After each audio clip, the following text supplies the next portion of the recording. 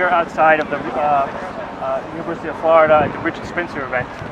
And I'd like to ask you, what is your opinion about the college allowing him to speak, or should he be allowed to speak, and what's your opinion on that? My opinion on it is I personally don't condone any type of racism or any type of segregation. So I do understand why the university was had to allow it. I will say. Do you believe in the First Amendment? I do believe in the First. That's why I'm here today. You dig? So I do dig, sir. I do believe that if they gave him an opportunity, but I believe obviously he didn't get to do that because he didn't get to do much. You're right. You think that's wrong? No, not at all. It was, once again, they allowed, if the tickets were free, they were open to the public, and if the people that were inside chose not to hear what he had to say, they had every right to. Well, don't you think that'd be like infringing on his rights then? Like, in other words, would that empower him? Wouldn't that empower him in a way? A lot of people says it's empowerment. A lot of people told me I shouldn't even show up today because it gives him power, but I believe in activism.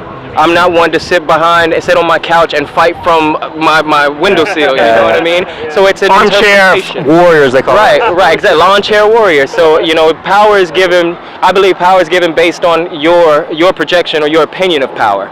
He has no authority over the people who showed up out here because evidently we stopped the entire event. We shut it down. The people who sat at home can live in fear. Yeah, but you said you believe in the First Amendment, but First Amendment entails, it guarantees your right to be able to speak, not to be able to speak, yes. But that means speak without having people shut you down. Well, see, this here, you're right. But I mean, it wasn't as if he was protesting. Right. He opened the floor for dialogue. Right. He gave people an opportunity to ask questions, and he gave people a right to have an opinion. Okay. So he set himself up for a position to where he was going to face some issues that were, people that just weren't going to agree with him. So. Do you think that identity politics plays a role? Like, because in my opinion, because we're independents, but we believe that the Democratic Party has sometimes in the past used identity politics as for instance, they've supported, no, we're not talking about Black Lives Matter, but we're talking just like if they go on television, they'll say, white men are oppressing people, white privilege, stuff like that. Do you think that Richard Spencer's rise is simply a counter racial movement? If you have Black Lives Matter and then you have a Hispanic League and stuff like that, don't you think naturally a white person league will grow up, a sprout from that? Personally, as an African American black man, and just knowing the life that my ancestors and my relatives have had to deal with, I'm a little biased. You can't. It's hard for me. Only minority. I mean, the argument is only minorities get to have groups. Well, because the whole thing started with the Caucasian Americans. Oppression started with one culture. Yeah. So it's not like you can go backwards and say, oh, it's our turn to have an uprising when you've always been on top. That's the whole key. So you think there's like a hierarchy? In other words, there's a hierarchy to this. Like, in other words, say. So to speak.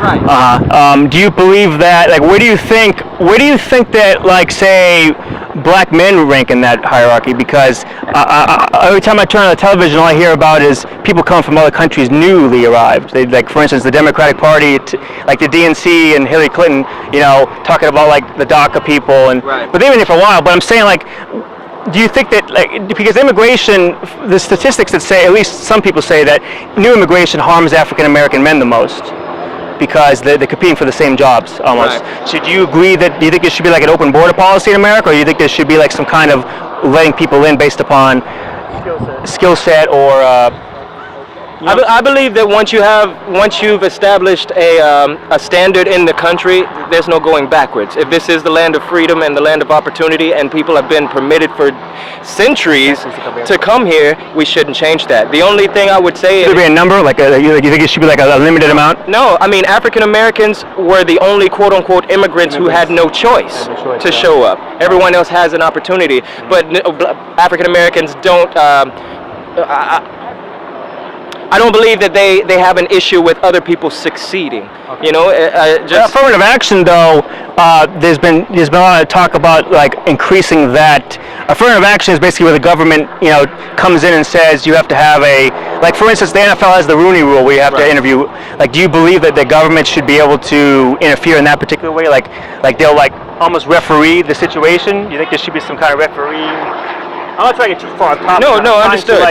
because I'm trying to go back to identity politics. In that Richard Spencer, he claims that he's simply a response to identity politics. So my opinion is that identity politics puts people against people. Right. And it just does that. I mean, I think that identity politics, you can't say, well, you can have a Hispanic League, you can have Black Lives Matter, but then Richard Spencer, oh, we're going to shut you down, you can't speak. I'm not saying that, you know, that you can't do that. Right. Obviously, people did do that today, but do you understand? Do you believe that? What do you think the end of the road is for this? Do you think identity politics is it a means to an end? Or what is the end result of this? Do you think? Civil War, or?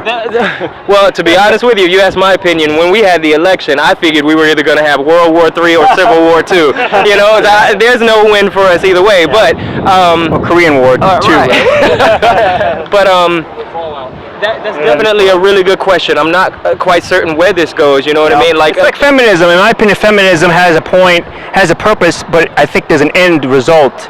I personally believe in America that there is equality between the sexes for the most part. But we have to remember who we put in as our leaders, and if our leaders are more supportive of one situation than another, then we can only go by what we're given, so to speak. So, like, I mean, the end result is no one knows the future. That's we should start worrying about the end result, though, because I personally believe Richard Spencer is simply a symptom of a disease that is caused by identity politics, because that's what he says. Obviously, you gotta listen to if he's your enemy, you gotta listen to your enemy. With what you're saying, like, that kind of reminds me of how, like, you know, how some people misinterpret how you're saying identity politics. Okay, like with Colin Kaepernick's situation, I don't mean to bring it up, but his whole objective was to recognize police brutality, but it's been turned into flag demonstration.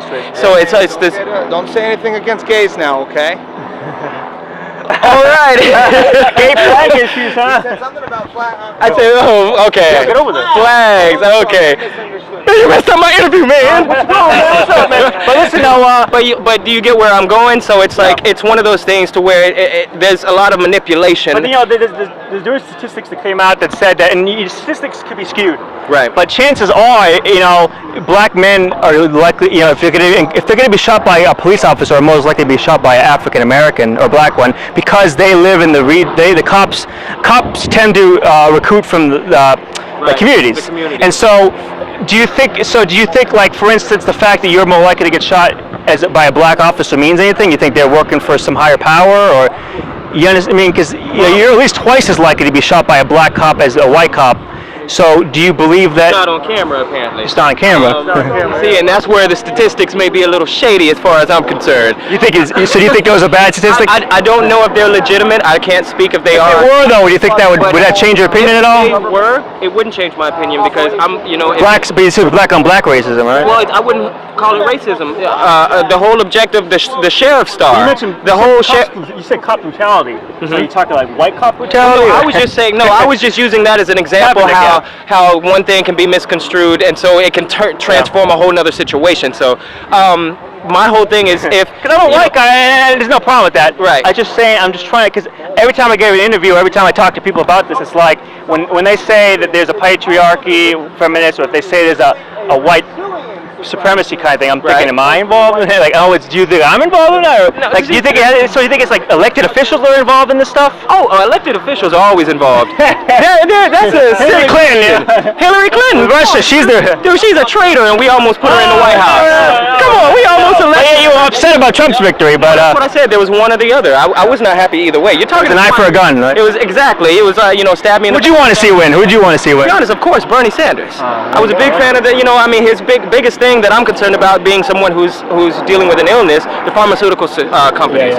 So it was something that really was exactly. So it wasn't so much about the racism, and it wasn't so much about the joke that they made to each other. It was a big show. I believe the two candidates were.